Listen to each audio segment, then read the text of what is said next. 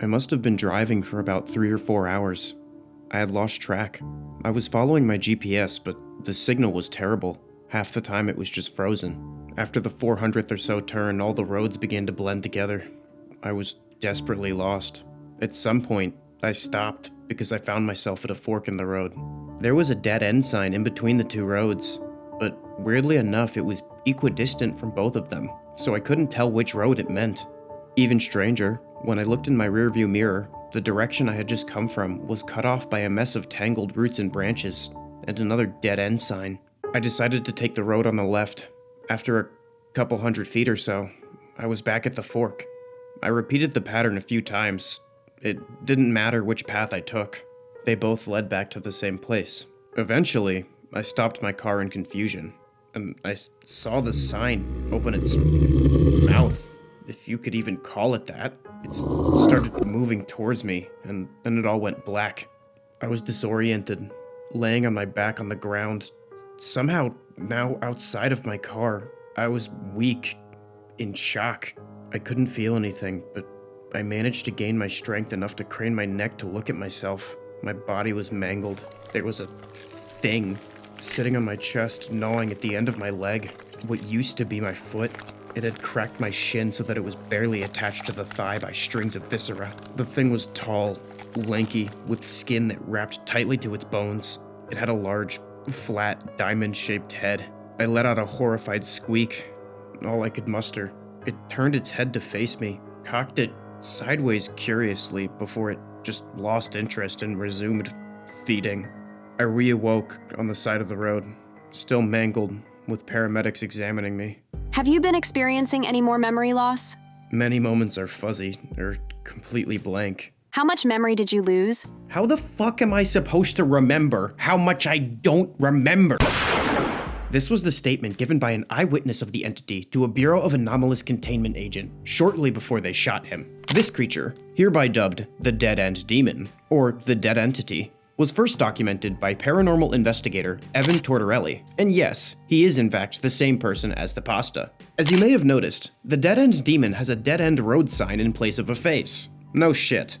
This entity uses street signs as camouflage to blend into its environment. While the most common iteration of this monster is one with a dead end sign for a face, there have been sightings of this monster with just about any traffic sign as its head. The creature's face is trisected into 3 parts by a Demogorgon-style maw. The mouth is lined with razor-sharp teeth for use in ripping and tearing flesh from bone. The entity's eyes are on the top and bottom of the sign, seemingly placed in a vertical arrangement rather than Earth biology's typical horizontal-eyed vibe. On brand as always, the spine of the entity looks to be made from a rusted-out traffic signpost. This creature, of course, has the classic withered horror physique. I get that he works hard, and no shade to the Dead End Demon, but we really need more attainable physique representation in the horror genre. This is why Siren had to be hospitalized for anorexia. Look, I'm just complaining because my fat ass still shoves Uber Eats inside of me without even taking it out of the bag first, but I still want to be included. The Dead End Demon only targets people whose reckless driving has caused tragedies for others. You know the story. Drunken man playing Candy Crush on his phone while driving, rear-ends the grandma stopped at a red light, and rams her into the gasoline truck in front of her, killing everyone at the intersection and the orphanage next to it, in a horror show of flames and viscera, except of course for our protagonist, Random Man, who got away with it scot-free in court. Until now, of course. This entity typically inhabits sparsely populated agricultural areas.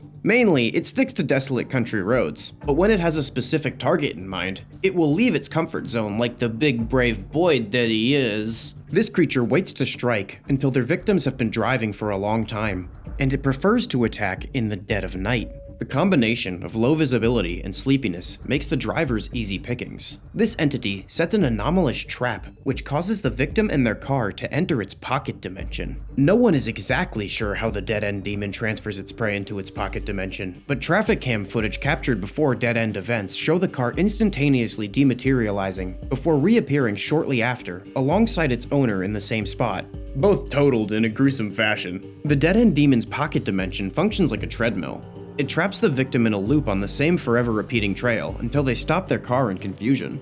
If the stop is long enough, the Dead End Demon, disguised as the sign, will break into a sprint and collide with the car with great force, Despite the entity having the muscular definition of a signpost, it possesses otherworldly strength, which it uses to disable the car via spearing it with its head, just like how football players are supposed to hit. Since this is an actual car crash, it should be no surprise that the injuries are consistent with one.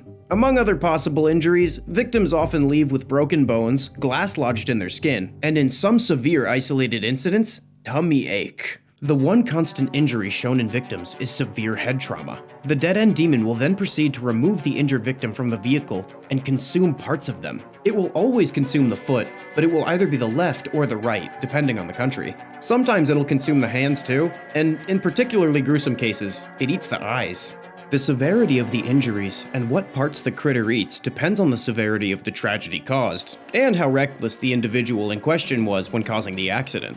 While it sometimes does kill its victims, the dead-end demon is really more of a traumatize and release kind of fisherman, as its only goal is a little bit of karmic revenge for those afflicted. Because the entity acts more like a morally ambiguous renegade who plays by its own rules rather than a confused bear that rampages in a city, the Bureau of Anomalous Containment has given this entity the designation of not its fucking problem. If the victim survives the car crash, symptoms following an encounter with the dead-end demon are similar to those of intense head trauma, consisting of a headache or pressure in the head, nausea, vomiting, balance problems, dizziness, blurry vision, pain in response to light or noise, confusion, and concentration or memory problems. Like regular car crashes, these encounters are also quite traumatic for those involved. So many show PTSD in relation to roadways or motor vehicles. The similarity of evidence between this phenomena and an actual crash leads to the dismissal of these crazy people yelling about monsters. Aside from the typical injury fallout, the victim will also experience hallucinations, nightmares, and delusions relating to the dead-end entity.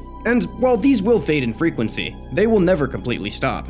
They'll be haunted forever, and they all lived happily ever after unless they wanted to not be haunted forever. And this is what he looks like on his birthday. The end. The scariest part about dealing with the dead-end demon is that he's uninsured. Oh, brother, this guy stinks! If you like this video, you should like, comment, and subscribe with all notifications enabled, or I'll feed you to a stop sign. This video was based on the Dead-End Demon, created by artist Evan M. Tortorelli on Instagram. They're a great artist and you should go check out all their things. Shout out the Inner Circle. Love y'all.